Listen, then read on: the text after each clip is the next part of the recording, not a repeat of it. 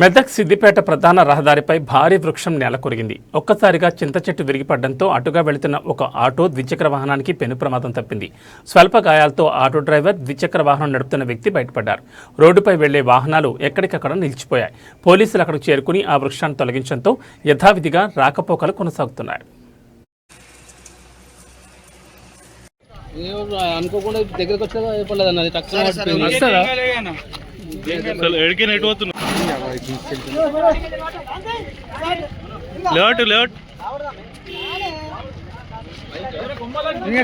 కొంచెం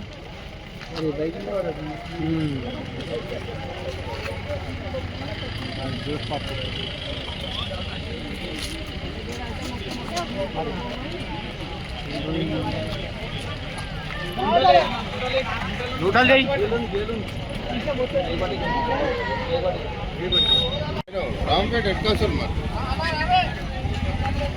ఎక్కడున్నారు?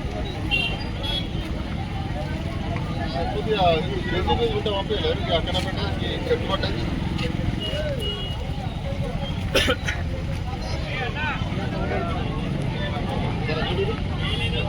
ఒక 5 నిమిషాలు అంతే. చిన్న చెట్టు ఉంటుంది కదా పెట్రోల్ బంక్ పక్కన, అది ఊరిపోయింది. ఆటో మీద పట్టి లోపల ఉంటే అది